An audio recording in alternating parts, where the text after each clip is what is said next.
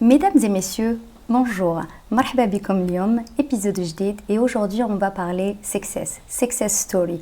Ceux qui nous donnent envie de réussir et ceux qui nous influencent pour réussir. Aujourd'hui, je reçois une femme, masha'Allah, une femme qui réussit super bien, que ce soit en Algérie ou en dehors de l'Algérie. Je reçois une entrepreneuse, une femme d'affaires. Je reçois aujourd'hui Mouffaq Narjis. Maaya, marhaba bik Narjis. Merci Nassima, Allah ysalmek. Merci pour ton temps, merci pour de te consacrer pour ce petit podcast aujourd'hui. Je vous en prie, c'est avec plaisir de partager et d'apporter une valeur ajoutée. Yaïchek. Alors, si je te demande de te présenter, qu'est-ce que tu vas me dire? Alors, Narjis Mouffaq, issue d'une école de commerce. Alors, j'ai un background, je suis doctorante en business. Aussi issue d'un environnement de business. Par de suite, voilà, mon parcours, j'ai occupé plusieurs postes, directrice commerciale d'une entreprise de distribution nationale, enfin privée, mais sur le territoire national pour l'agroalimentaire. Et c'était aussi dans le cadre de mon magistère de performance de distribution. Par de suite, c'était General Manager d'un centre commercial. Et les deux, c'était de l'entrepreneuriat familial. Par de suite, j'ai commencé à construire mon empire, mon propre empire à moi. D'accord. Et c'était par la première marque, qui est le Boudoir by Narmoth. D'accord. Marque de fashion, mais c'était en 2016, le lancement de mon premier business à moi. Et voilà, le concept, il était plus retail que online, parce qu'il n'y avait pas, le concept n'existait pas et tout. C'était pas très développé à ce moment-là en Algérie, ça n'existait pas, le e-commerce. Absolument, ouais, ça n'existe pas. C'est à partir du 2017-2018 que ça commence à prendre de l'ampleur, etc. Et c'est pendant le Covid que ça a explosé le e-commerce en Algérie. Voilà. En réalité, moi, c'est comment j'ai eu le déclic et je suis repartie et je me suis reconvertie mes business vers le digital. C'est après Covid et Hirak. C'était deux crises assez qui pèsent sur tout business confondu. Exactement. Alors ça posait, voilà, c'était une question qui se pose. Alors on fait quoi, etc. Et bien sûr, de la crise, on sort les meilleures innovations. Oui, bien sûr. Cette idée de te lancer à ton propre compte, d'avoir l'idée de boudoir, comment tu as maturé cette idée? Comment tu l'as travaillée? Je l'avais depuis que j'étais très jeune. J'ai toujours, je me voyais pas autrement, voilà. Après, même par rapport à mes postes, vu que c'était un business familial, du coup, pour moi, c'était de l'entrepreneuriat aussi, parce que c'était des postes de responsabilité où je prenais des décisions et des risques.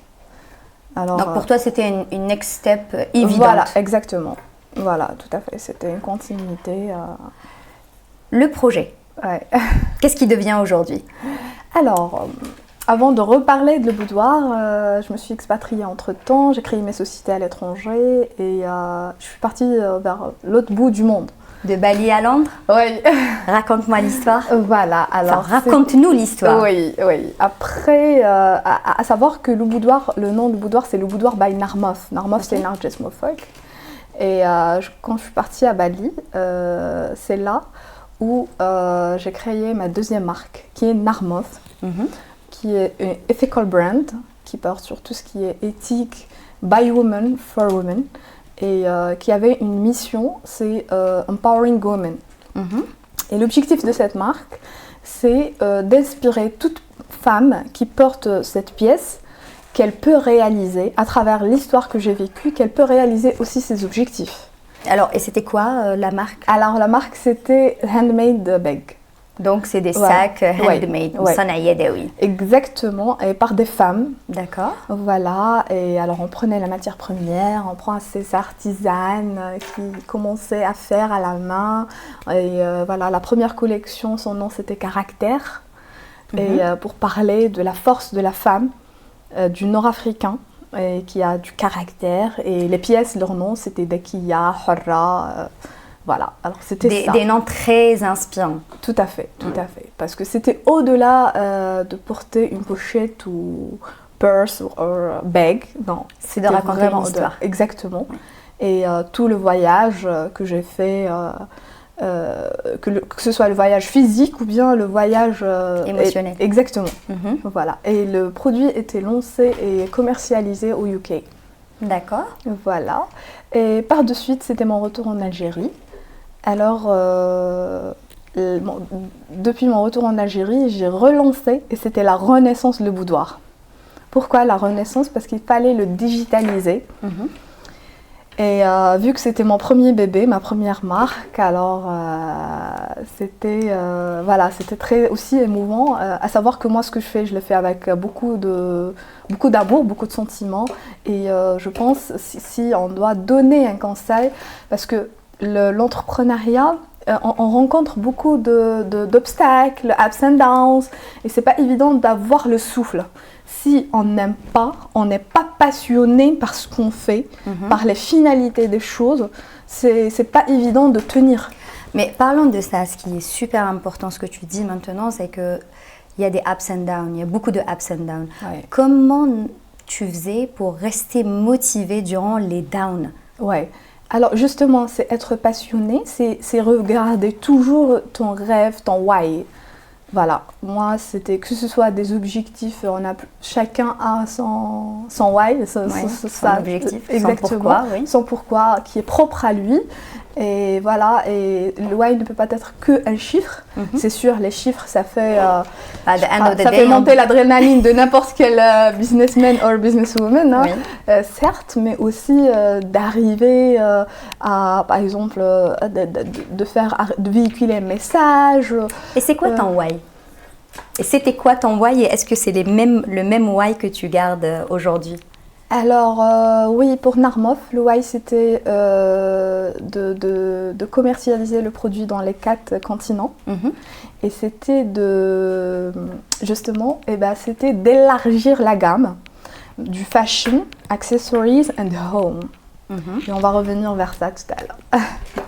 Voilà, et ça par rapport aux objectifs, on va dire, qui ont une relation avec la marque elle-même ou bien la société, mais aussi un objectif que je considère mission de vie, ma propre mission de vie, qui est Empowering Women. C'est donner l'espoir chaque jour à n'importe quelle femme qu'elle peut réaliser, peu importe son échelle, même si elle fabrique des petits gâteaux à la maison et elle les vend et elle dégage un bénéfice, ou bien elle gère une entreprise pétrolière. Toute personne qui veut vraiment arriver, elle peut, bi'idhnillah. Elle peut, elle y croit. Et justement, quand on lance un business, au fait, et quand on commence, on rêve, on veut bien avoir, ça tout dépend de la maturité de la personne, parce que quand on est dedans et on lance, c'est plus facile. Mais quand on se lance pour une première fois, mais ce qui est sûr, c'est qu'au moins, tu as une marque qui t'a marqué et tu te dis, voilà, je vais être comme cette marque-là. Voilà. Alors, tu as une image. Et quelle marque t'a marqué? On va pas dire m'a marqué, mais parce que dans chacune de mes marques, j'ai déjà des inspirations. Oui. Voilà. Et ce moment-là où on se dit que voilà où je veux arriver, d'accord? Et c'est ce que j'appelle la lumière la fin du tunnel. Je me rappelle, tu me disais que cette lumière-là, il y a quelques jours, que cette lumière-là, tu peux que toi la voir, même Absolument. Si ton entourage ne la voit pas. Il faut y croire. Au début, personne ne la voit. Personne. Sauf toi. Oui. Et c'est sauf nous. Voilà, sauf la personne qui a le porteur, cette volonté. Le porteur de projet. Exactement. Et c'est pour ça que je dis toujours qu'il faut choisir son environnement.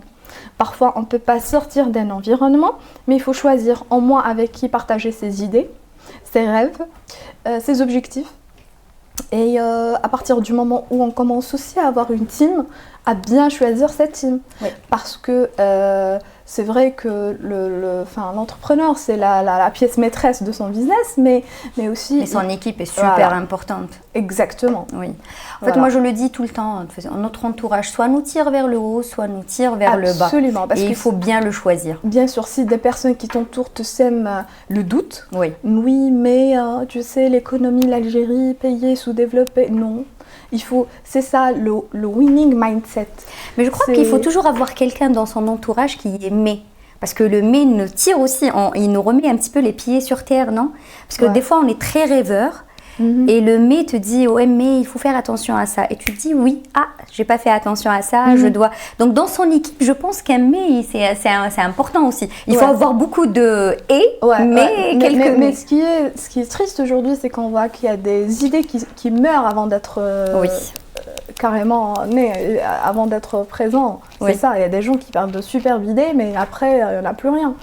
Après, il faut savoir se auto-charger. Oui. Voilà. Après, il faut assumer, c'est ça. Alors, Nadja, si il y a un truc que tu dois refaire ou si tu regardes dans le rétroviseur, tu te dis j'aurais dû faire cette chose-là différemment, ça serait quoi?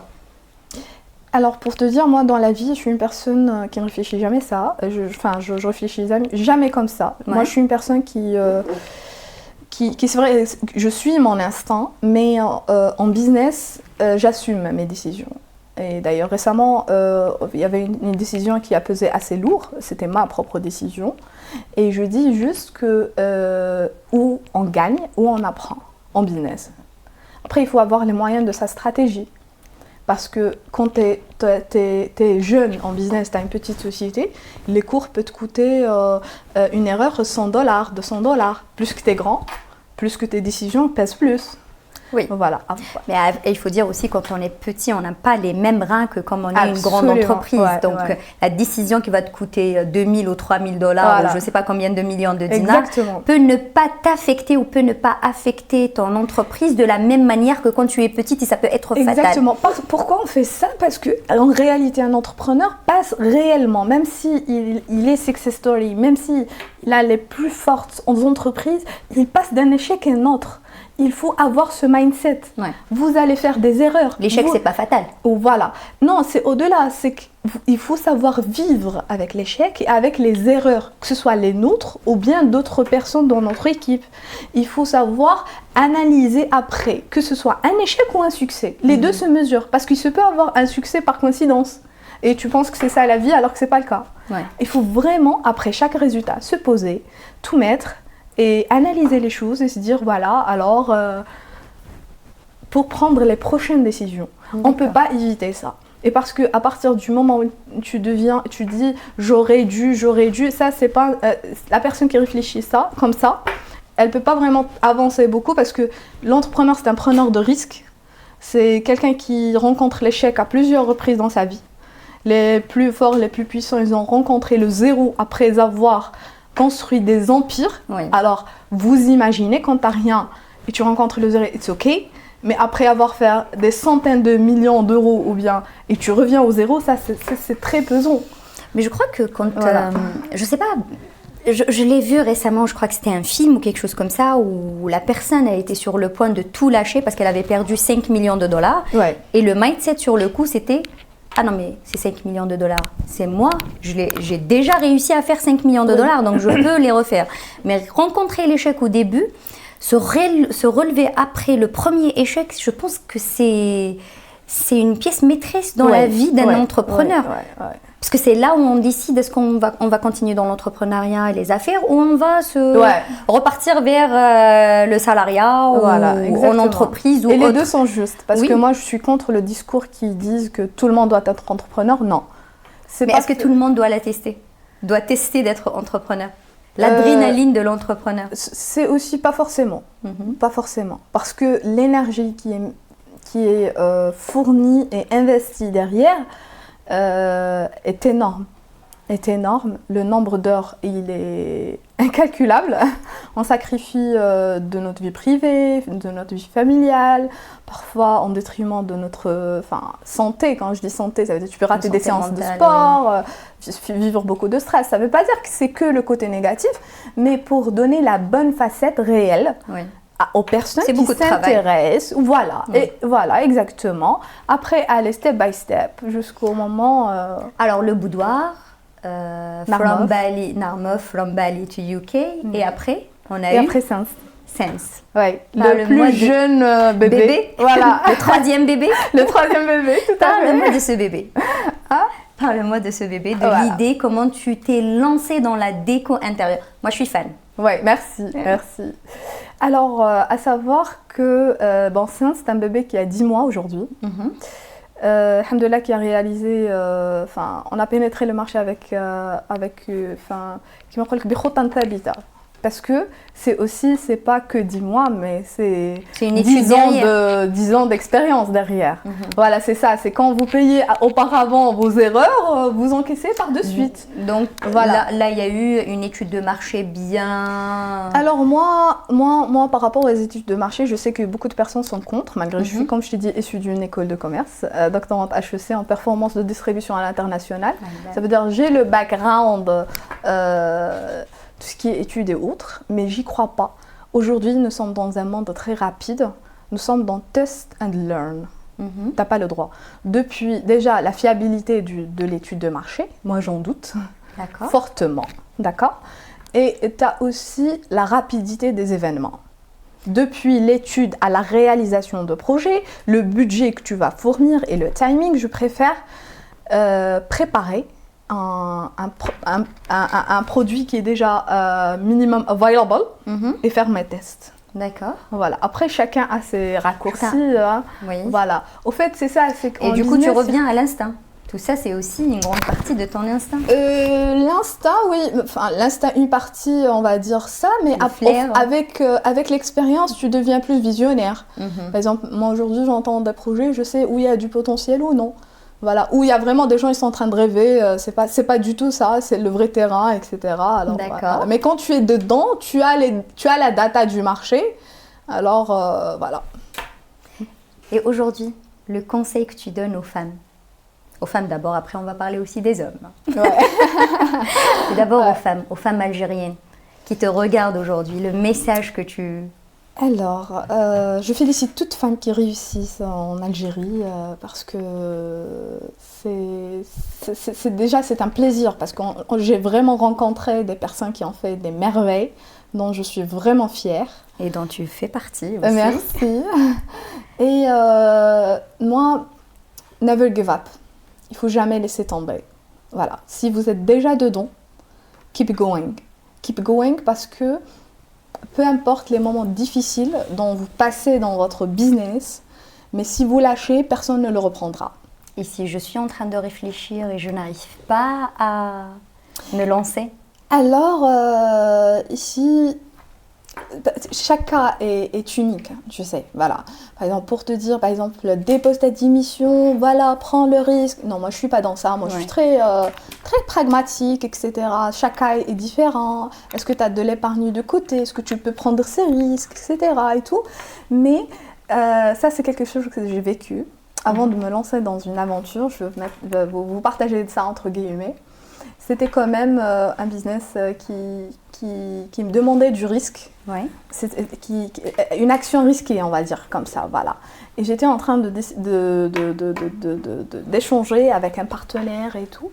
Et après, j'avais un moment où je me disais, mais pourquoi t'as déjà des business qui tournent et tout, calm down, un peu de sérénité. Après, il m'a dit, écoute Narges, est-ce que tu supportes le sentiment de ne pas avoir testé? Et c'est bon, c'était l'élément déclencheur. Parce qu'au moment où on a peur de quoi? On a peur d'échouer. Oui. Et dans la vie, il faut savoir qu'on va échouer. Un bébé, il tombe plusieurs fois. Et it's ok, il pleure, il a mal, il peut avoir un bleu. It's ok, ça fait partie du process. Et à partir de ce moment-là, je sais et je me connais que je supporterai jamais la douleur de ne pas avoir testé. Voilà. Que vous dire après ces mots-là? Tester et puis se lancer. Ouais. Mesdames et messieurs, c'était Narges Moufakh avec nous aujourd'hui. Merci. C'était Nassima Al-Hamel pendant ce podcast. N'oubliez pas, likez, partagez et posez vos questions et surtout, inspirez-vous de nos success stories. Au revoir.